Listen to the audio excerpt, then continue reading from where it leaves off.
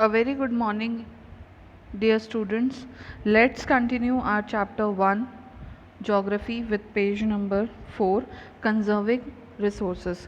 कल हमने अलग अलग तरह के रिसोर्सेज के बारे में बात करी थी, जिसमें टाइप्स ऑफ रिसोर्सेज में आपको बताया गया था नेचुरल रिसोर्सेज और ह्यूमन मेड रिसोर्सेज। अब इन रिसोर्सेज को हम कंजर्व कैसे करें वो हम इस पैराग्राफ में जानेंगे। जो मेन पैराग्राफ है वो आपका यही है, आपको सिर्फ इसको ध्यान में रखना है, बाकी आप खुद रीडिंग करेंगे इस चीज़ की, ठीक है। मैं सिर्फ ये वाला पैराग्राफ आपको एक्सप्लेन कर रही हूँ।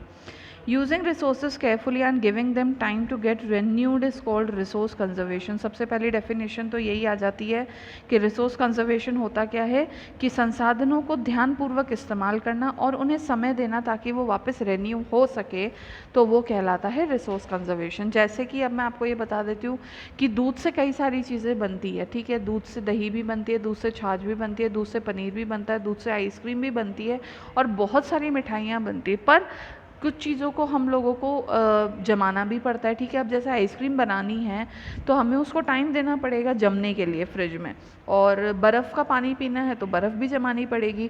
तो उसको अगर हम एक बार यूज़ कर लेते हैं तो उसको वापस बनाने के लिए कुछ एक टाइम की तो ज़रूरत होती है ना, घंटे 2 घंटे 3 घंटे, या क्या पता पूरी रात उसको हमें जमा करके रखना पड़े।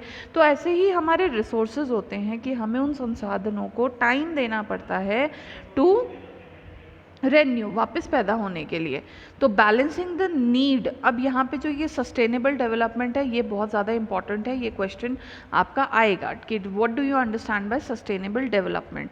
तो balancing the need to use resources and also conserve them for the future is called sustainable development. मतलब कि जो आपके अभी रिसोर्सेज मौजूद हैं, जैसे कि हमारे पास संसाधन हैं, उन्हें हमें ध्यान से इस्तेमाल करना और आगे आने वाली जो हमारी फ्यूचर जनरेशन्स है उनके लिए भी उनको छोड़ना। अगर हम सारी पानी को अभी ख़त्म कर देंगे और पीने का पानी हम लोग बचाएंगे नहीं, तो हमारी आगे आने वाली जनरेशन्स या फिर हम कल के लिए क्या बचा रहे हैं, कुछ नहीं बचा रहे। तो ये मेन एजेंडा है इस सस्टेनेबल डेवलपमेंट का कि फ्यूचर नीड्स को ध्यान में रख के हम हमारे सामान को ध्यानपूर्वक इस्तेमाल करें, रिसोर्सेज को ध्यान से इस्तेमाल करें। There are many ways of conserving resources, मतलब कई तरीके हैं। Each person can contribute by reducing consumption, मतलब हर व्यक्ति अपनी ज़रूरतों को थोड़ा सा अगर लिमिटेड कर दे तो हम रिसोर्सेज को बचा सकते हैं। रिसाइकलिंग एंड रीयूजिंग देम, हम उन्हें रिसाइकिल करें और वापस से अपने काम के लायक बनाएं। Ultimately it makes a difference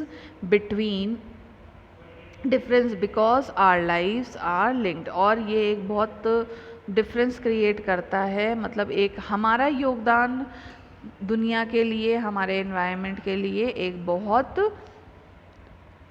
थोड़ा बहुत भी अगर हम कर सके तो हेल्पफुल रहेगा। नाउ यहाँ पर आप देखो सम प्रिंसिपल ऑफ सस्टेनेबल डेवलपमेंट की प्रिंसिपल्स क्या है सस्टेनेबल डेवलपमेंट के, कि respect and care for all forms of life, हम हर तरह का जो लिविंग बीइंग है उसको रिस्पेक्ट करें।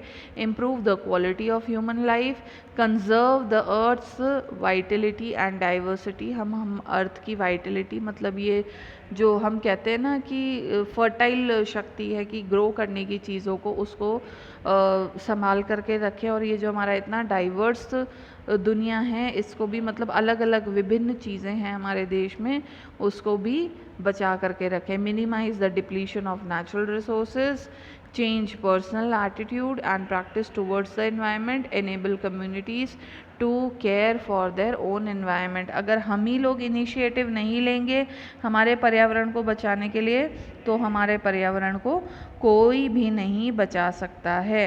अब यहाँ पे जो लास्ट में पैराग्राफ दिया गया है कि the future of our planet, एक second, the future of our planet से यहाँ से मैं इसको स्टार्ट कर रही हूँ। ये देख लीजिए कि the future of our planet and its people linked with our availability to maintain and preserve the life support system, that nature provides. Therefore it is our duty to ensure that all uses of renewable resources are sustainable. मतलब हम जितने ये हमारे जो planet अर्थ है इसको बचाने का काम हम ही से ही होगा, हम ही को ही इसे सुरक्षित करना है और ऐसा नेचर को सुविधा प्रोवाइड करनी है जिससे कि वो अपने आप को रिसोर्सेज को रेन्यू कर सके और हमें ज़्यादा से ज़्यादा हमारी खपत के लिए चीज़ें दे सके। देखो हवा कभी ख़त्म नहीं होगी पर पानी एक टाइम बाद पीने का ख़त्म हो जाएगा, समुद्र का पानी बचा रहेगा। विंड एनर्जी ख़त्म नहीं होगी, सोलर एनर्जी ख़त्म नहीं होगी। तो हमें उन रिसोर्सेज को यूज़ करके आगे भविष्य के लिए अपने लिए नई चीज़ें बनानी चाहिए। The diversity of life on the earth is conserved and the damage to natural environmental system is minimize. जो हम डैमेज कर रहे हैं, नदियों को गंदा कर रहे हैं, कूड़ा फैला रहे हैं, जो फैक्ट्री से निकल रहा है धुआं, पोल्यूशन हम बहुत ज़्यादा इंक्रीज़ कर रहे हैं, तो उसको हमें रोकना होगा। अब यहाँ पे आपका नीचे टिक द करेक्ट आंसर है। फर्स्ट का आपको मिल जाएगा कि which of the following does not make substance a resource, तो it is quantity. Which of the following is a human made resource, medicine to treat cancer. जो मानव ने बनाई है, क्या साधन बनाया है कि ह्यूमन बीइंग ने कैंसर को ट्रीट करने के लिए दवाई बनाई है। And complete the statement, non renewable resources are option C derived from non living things. इसके क्वेश्चन आंसर्स मैं आपको स्कूल ऐप पर लिंक फॉरवर्ड कर दूंगी, तो वो आपको करने हैं। और ये जितने भी ब्लू वर्ड्स में डेफिनेशन दी हुई है ये आपको आपकी नोटबुक में करनी है, ठीक है। Thank you for today. Tomorrow we will continue with our new chapter.